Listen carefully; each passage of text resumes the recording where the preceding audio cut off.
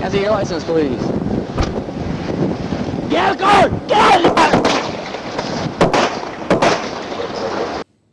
Pulled him over for seatbelt violation. Before I could even get out of my car, he jumped out, stared at me, and as I jumped out of my car and identified myself as I approached him, he jumped headfirst back into his car. I started retracting back towards the rear of his vehicle, telling him, "Look, get out of the car, let me see your hands." He jumped out of the car. I saw something black in his hand, and I ran to the other side of the car yelling at him, and he kept coming towards me. Apparently it was his wallet.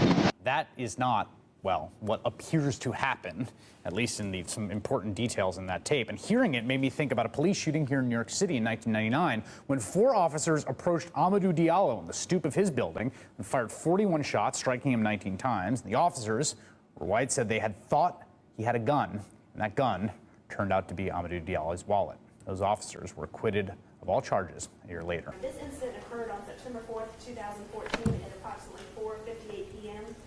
The defendant, Mr. Sean Groubert, is a former South Carolina Highway Patrol trooper. He completed a traffic stop on an unrelated vehicle. Just as the victim, Mr. LeVar Jones, was pulling into the Circle K, located at 3004 Broad River Road here in Richland County. According to Mr. Groubert, he had noticed that Mr. Jones was not wearing a seatbelt, and he attempted to initiate a traffic stop in the parking lot of the Circle K. Your Honor, Mr. Groubert gave the following account of events to SLED in a prepared statement provided by his attorney. He told them through his attorney that he observed Mr. Jones exit his vehicle quickly and take an aggressive stance towards him as he was stopping his patrol vehicle. He believed that Mr. Jones was about to attack him based on his actions and appearance. He couldn't notify dispatch of the stop because of Mr. Jones' aggressive and hostile stance towards him. Mr. Groubert stated that as he exited the vehicle, Mr. Jones aggressively ran back to his vehicle, causing Mr. Groubert to fear that Mr. Jones was getting a weapon. Mr. Groubert stated that he attempted to take cover to protect himself from the victim's immediate assault. Groubert stated that Mr. Jones had his arms locked out towards him with a black weapon in his hands. Groubert stated that he was fearful for his life, as well as that for several bystanders in the area. Mr. Groubert said that there was no doubt that Mr. Jones was going to kill him if he had the opportunity. Mr. Groubert stated that Mr. Jones was highly aggressive, belligerent, and ready to attack from the second he initiated the traffic stop. However, Your Honor, none of that is what happened. Mr. Groubert's story is contradicted by irrefutable evidence in the form of his own dash camera video. The video shows Mr. Jones exiting his vehicle, noticing Trooper Groubert and looking confused. Groubert then asked Mr. Jones, "Can I see your license, please?" Mr. Jones taps his back pocket, realizing his wallet was not there, and turned towards his vehicle in an attempt to retrieve his wallet and to comply with Mr. Groubert's directions. Trooper Groubert immediately drew his service weapon and fired 2 shots at Mr. Jones at close range as he repeatedly yelled for Mr. Jones to get out of the car.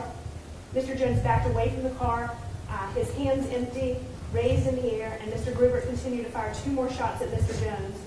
Again, on those 2 shots were fired once Mr. Jones's hands were in the air, and it was clear that he was not holding a weapon of any kind. Mr. Jones got on the ground and Groubert handcuffed him.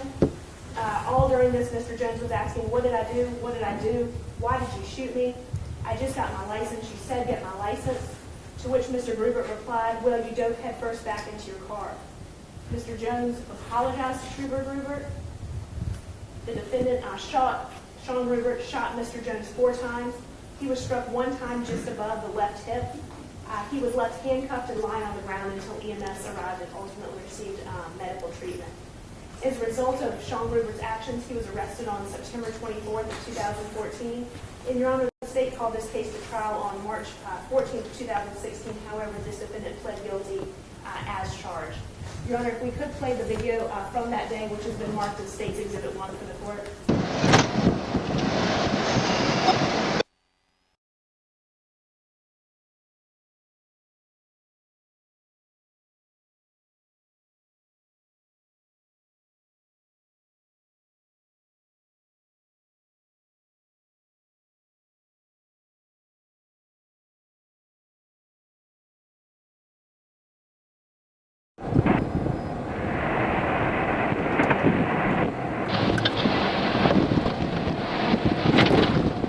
Can I see your license, please? Get out of the car! Get out of the car! ground! Get on the ground! I just got my license. You think get my license? I grabbed my license right there. That's my license right there. Put your hands behind your back. Put your hands behind your back. Put your hands behind your back. Put your hands behind your back. Put your hands behind your back. What did I do, sir? Are you hit? I think so. I can't feel my leg. I don't know what happened. I just grabbed my leg. Brakes on 866. I need a 1052. Why did you shoot me? Well, you dove head first back into your car. I'm sorry. Then you jumped back out. I'm telling you, get out of your car. I'm sorry. I didn't hear 2 words, sir. Hold on a sec. My license is right here in the ground. I didn't hear. Brakes on 866. Shots fired on 1038. I need a 1052 out here. Broad River at the Shell station near St. Andrews.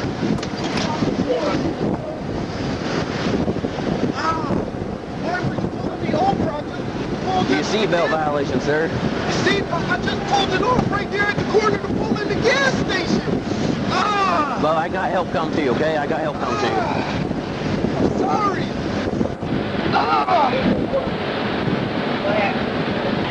Just sit still, bro. Sit still for me, okay?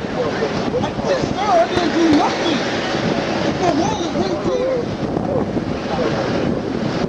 Yeah, D, this shit just happened. Where's your ID at in here? It's right. That's right. Negative on 1067. I need EMS. I tried for a medical courier service. That's my picture ID. Just hang tight. Just hang tight. Just hang tight.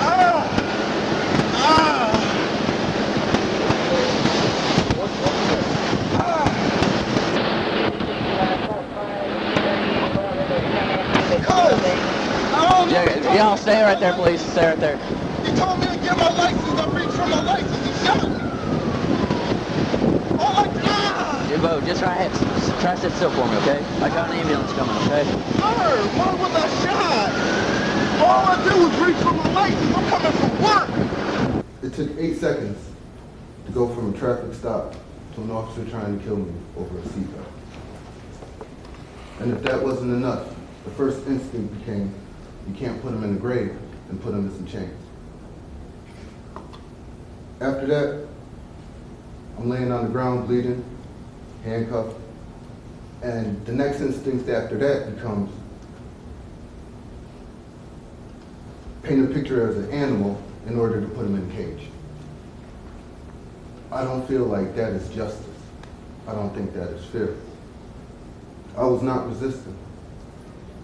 I was being extremely compliant with the well manners that I have, with my Christian faith, being out front and forth, acting the way that I was raised by my family, by my church, by my community, being a good, well citizen, and I was still shot for no reason.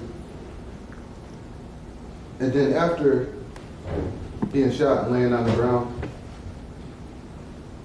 the next statement that comes out to paint me as an animal has huge impact on the rest of everything that happens that day. I'm taken to the hospital. No one will speak to me at the hospital. No one will talk to me. No one tells me anything in the whole process, all because I was considered a criminal, dangerous, and I was just trying to come home from work. I'm here to give an impact statement, but I really want you to understand the impact of that statement. The impact of that statement meant I was in the hospital and left with 2 goals and 4 pieces of tape. I never had no medical treatment as in antibiotics, or the whole time I was in hospital custody, I received nothing for pain or anything, because you can't give that to someone that's actually going to jail.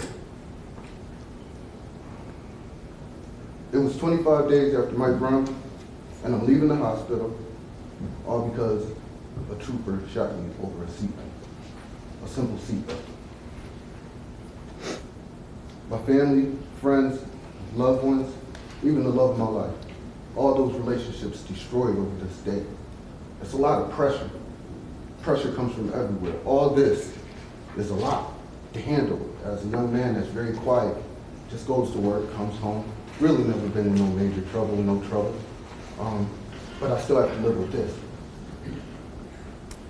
You have any idea how isolated you become when certain people don't feel they can just pick up the phone and give you a call, all because they see you on television or they read something in the newspaper and they just don't know how to talk to you no more.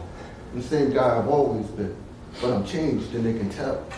They can tell that I don't like to go out and be in public with my friends no more. I don't hang out, I rarely drive. I'm just not the same person that I used to be. I even have issues when it comes to I'm not gonna say I have issues with law enforcement, but they make me very uncomfortable. For any reason, like for example, I'm not the type of person that can get on the elevator with an officer. Doesn't matter the color, sex, anything like that, doesn't matter. It's me being in an isolated area with someone with a gun. An elevator, that's me in a small box with someone with a gun. It just makes me feel uncomfortable. And I've never had these feelings before.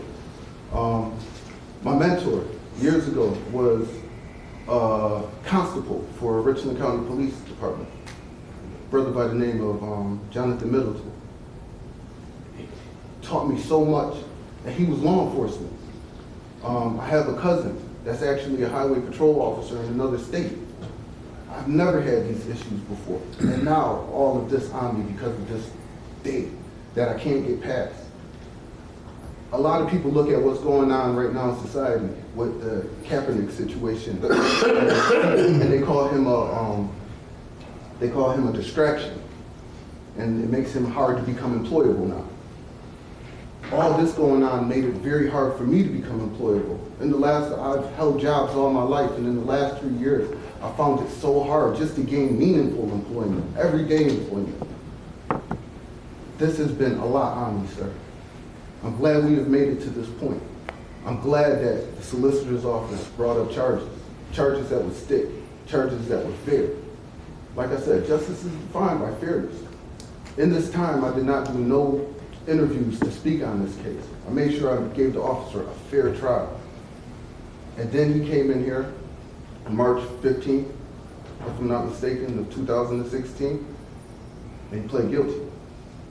While he was in here, I sat and I watched you extensively go over and let it be known what you are doing. And he understood why he was pleading, and he understood what he was doing. And he understood that this carried 20 years.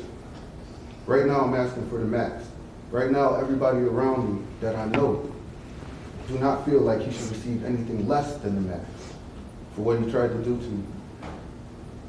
Your Honor, I thank you very much for your time. But today, let justice be served. All right, thank you. Now at this time, we would potentially have some replies whenever the defense is. All right, Mr. Gazette. Yeah, please, the court, Your Honor. I stand here with Sean Groubert, who I've known, I don't know, for a long time. First as when he was a highway patrolman, and then when he was Richland County Sheriff's deputy. You know, he's 34 years of age. He, prior to his incarceration 17 months ago, he lived in Elgin with his wife. He's in the courtroom today. Morgan Pittman Groubert. They live in a home out there. They have a young child who's a year and 2 months, who was born while Sean was incarcerated at the detention center. He has parents that are here today also, who they'd like to speak to you in the appropriate time. Prior to him being incarcerated, he was driving, he has a CDL license, he was driving for a dump truck company in Northeast Columbia, working about 60 hours a week. Like I said, he's lived out there most of his life. He spent 9 years in law enforcement, 7 with the South Carolina Highway Patrol, and then 2 with the Richland County Sheriff's Department.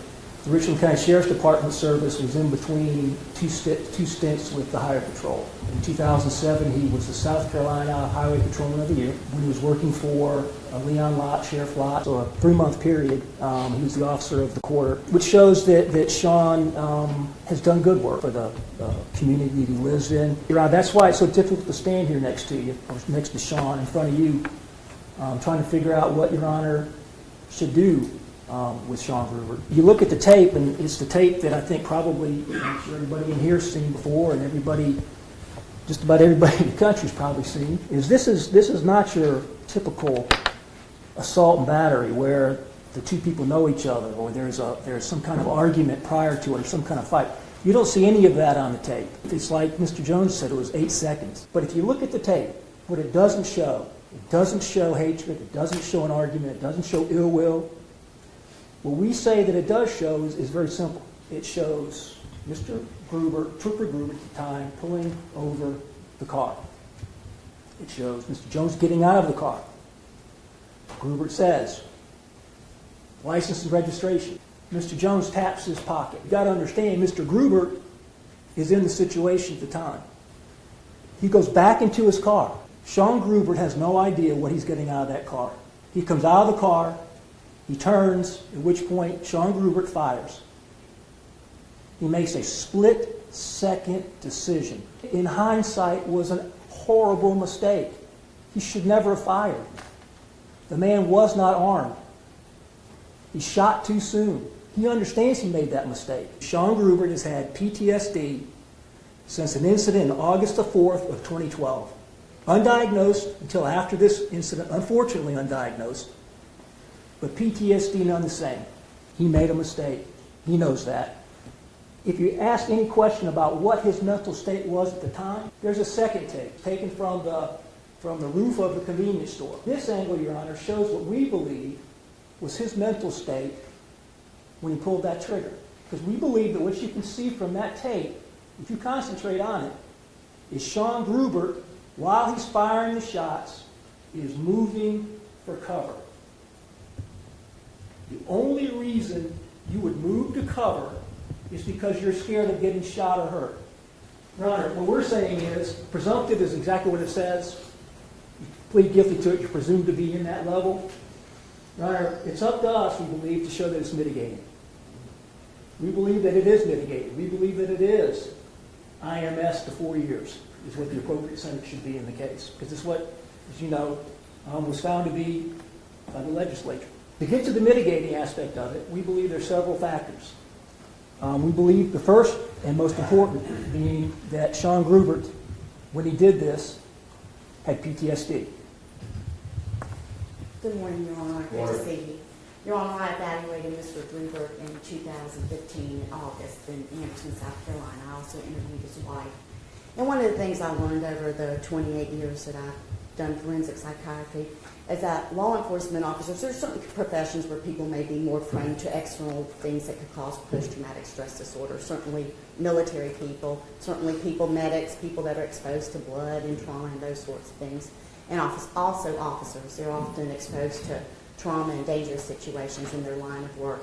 What I do with Mr. Groubert is I did what's called a trauma history, and I went through in his lifetime all the things that he saw that I consider traumatic. When he was 16 years old, he was in a motor vehicle accident.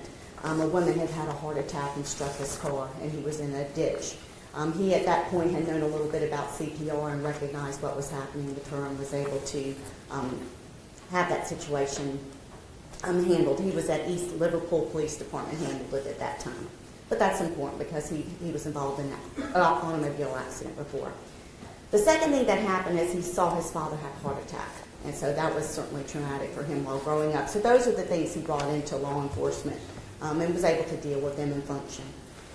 The most significant trauma that I found in his history, he reports on August 4th, 2012. And what happened, and I will let his team go into more detail because they have been able to show that, in fact, what he told me, they have been able to corroborate. But he was employed as a South Carolina highway patrolman. He had stopped a motor vehicle. He reported that the person in the motor vehicle was saying, please don't arrest him. He couldn't get in trouble again, and that the person fled. There was a high-speed chase. It ultimately ended in shots being fired. Both his partner and he were fired upon. Richland A113 1038.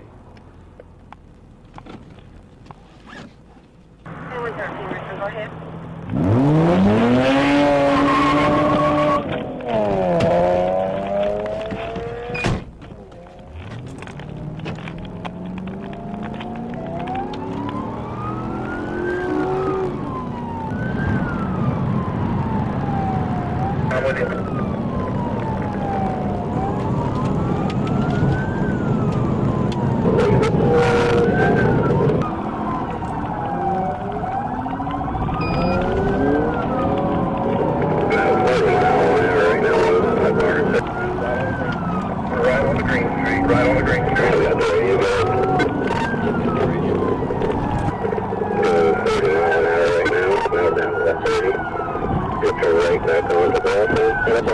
Damn,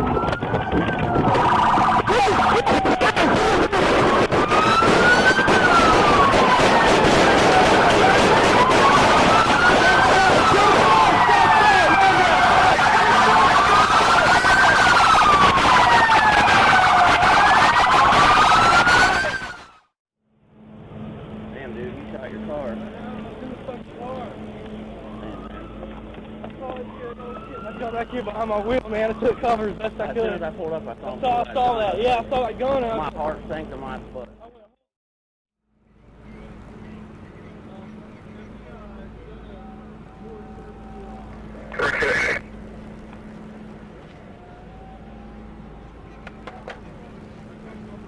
Stay 32, Rachel, go ahead.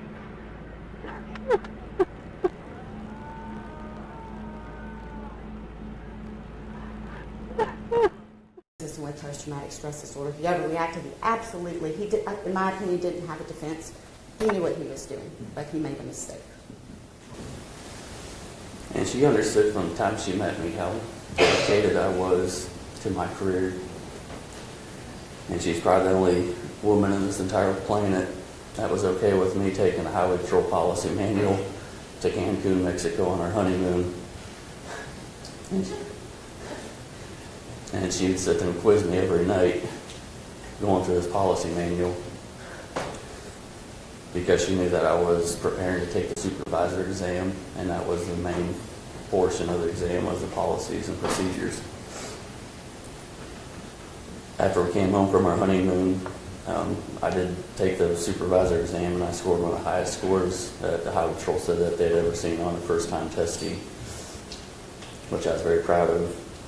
I was given an unmarked vehicle and told that keep doing what I was doing, that I'd be promoted.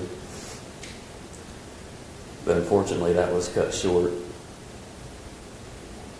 Not but a month or so after I took that exam, I had one of the worst days of my life, as well as Mr. Jones. I'm sure you could say the same. I was looking to do my job and just stop cars and educate the public on what I saw them doing wrong. When I saw the white Dodge Durango drive past me on Wakeford Road, pulling into the gas station parking lot, I saw the seatbelt buckle hanging beside his head, and I obviously knew that he wasn't wearing a seatbelt. I initiated the traffic stop, but everything happened so fast, I didn't even have the opportunity to call my dispatcher and tell her the situation that I was stopping the car. By the time I got my car turned around and pulled up behind the white Durango, I automatically observed the driver had stepped out of his vehicle. The driver's door was standing wide open, and I realize now that I misread body language. But to me, as it was happening so fast, it seemed like he was standing in an aggressive state, which I now know after reviewing the video many times, that was a play on my imagination.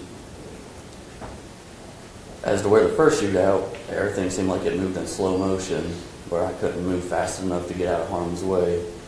The second incident with Mr. Jones was a polar opposite. It seemed like someone hit the fast forward button and everything was spiraling out of control and I couldn't catch up. I asked him for his identification, and when he turned around to go inside his vehicle to get it, I'd assumed that he would have been carrying his wallet on his person. And when he entered his vehicle, for the first time in my entire life, or for the past 2 years since the previous shooting, I experienced a flashback.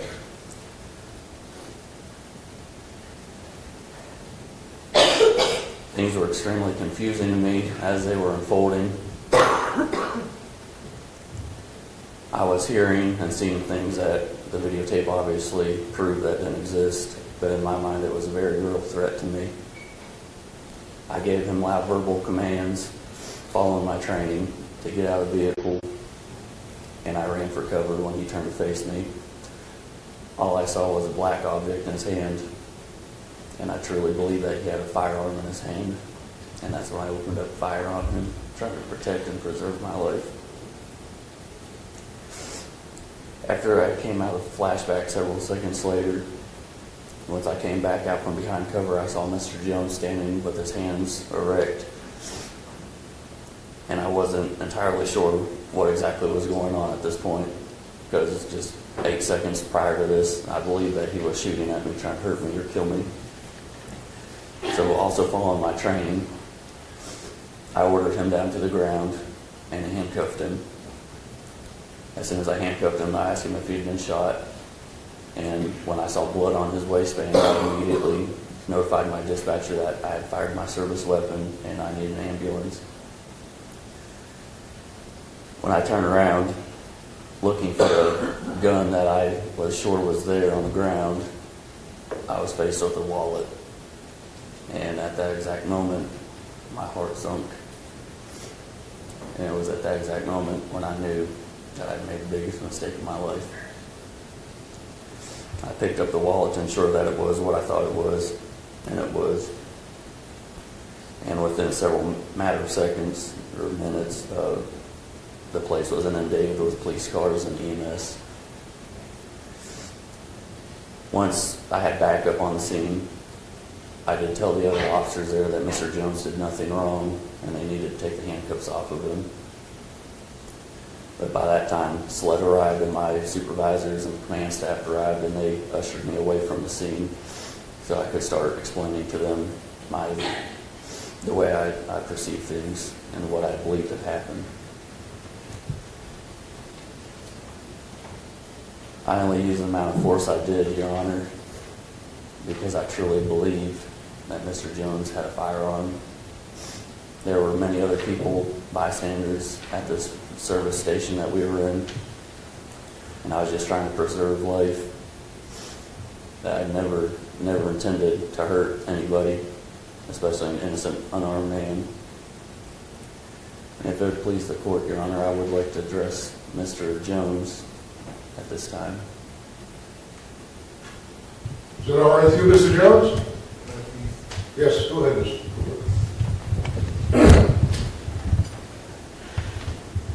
Mr. Jones, I made the world's biggest mistake the day I stopped you, and I owe you the world's biggest apology. I've searched in vain for 3 years to find words to express to you how sorry I am, but they don't exist.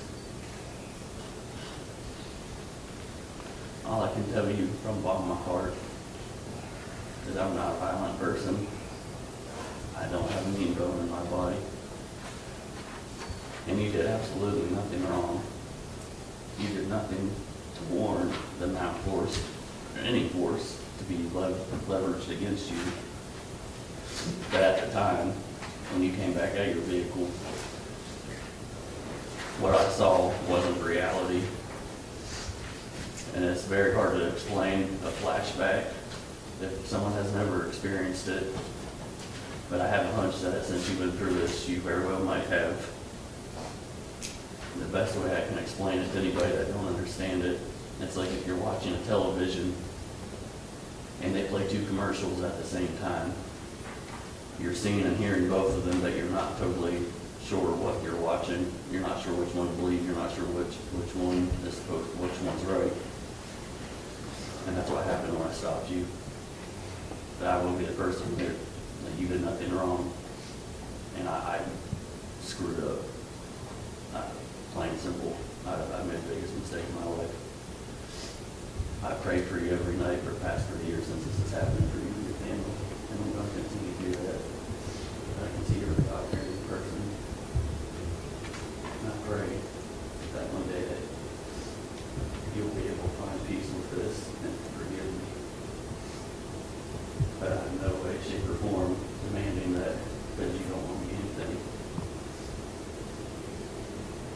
If I could take all this back and trade my entire career that I loved and I was so proud of to undo this, I would in a second. But unfortunately, we all are realistic enough to know that that's not possible.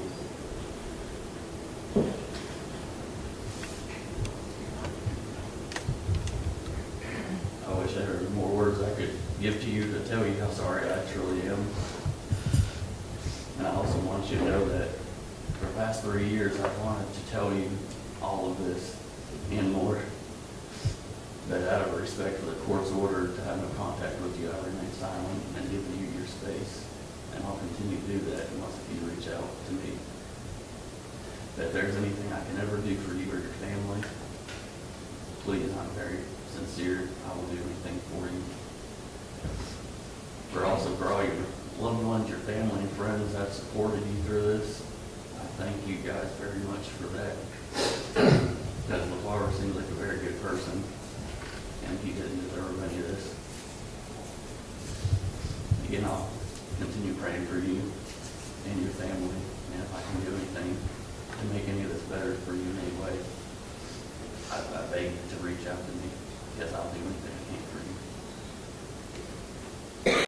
We noticed that a prevailing kind of theme here is at one point he talks about how he wants to sue for wrongful termination because he didn't do anything wrong. We listened to other jail phone calls. He refers, at first glance you don't want to think that this has any kind of racial component to it.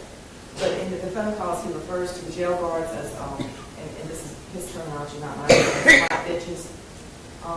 He then has a conversation with one person, you don't know who that is, where he talks about protecting the people of South Carolina, but then he talks about how in South Carolina the blacks are different. And to quote, he said, "I've never in my entire life seen all the racism in my life until I moved to South Carolina. It's like even up in Ohio, even if you go into the project where it's predominantly minorities and blacks, they don't have that chip on their shoulder, like, oh, something that they do down here going to South Carolina." And the person answers, it's because people don't bow down to them. And the biggest thing I told him straight up, I'm like, I'd never in my entire life seen all the racism in my life until I moved to South Carolina. It's like, even up in Ohio, even if you go into the projects where it's predominantly minorities and blacks, they don't have that chip on their shoulder like we owe them something like they do down here. I have during the day and during the night. Hell no, it's that black that makes our life hell. He then, Your Honor, also in his account to you, he talked about how he told him, it wasn't his fault immediately. But that is not true, because there's also a tape recording which we can provide the court, where he gives his account of how this is LeVar Jones's fault. The same account that he gives in a written statement provided by his lawyers after he's had time to reflect on this several days later. So in one hand, he said that he immediately knew it wasn't his fault and he didn't blame him. Yet in the formal statement he provides to us, which is the one that was referred to in the beginning of this presentation, he repeatedly blames LeVar Jones for what happens to LeVar Jones and says it wasn't his fault. He was merely responding appropriately. At one point in the jail phone call, Your Honor, and this is all I have to say, he talks about... I've read those, but go ahead. Okay, he talks about what happened in the bond setting, which Ms. McDuffie attended. He talked about other things, which Ms. McDuffie did. But he refers to those and attributes those to Ms. Walker. And at one point he said he wished gang members would go to her house in Parma. So, Your Honor, the police would be slow to respond. And the police would be slow to respond.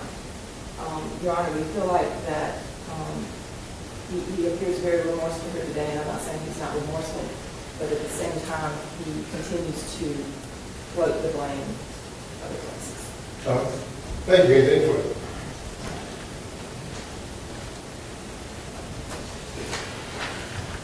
All right, we're document 2014 8174, State versus Sean Groubert. Since the court that you, Sean Groubert, be committed to the South Carolina Corporation period of 12 years, provided that when serves of 5 years, now suspended 3 years for probation. Great for time served.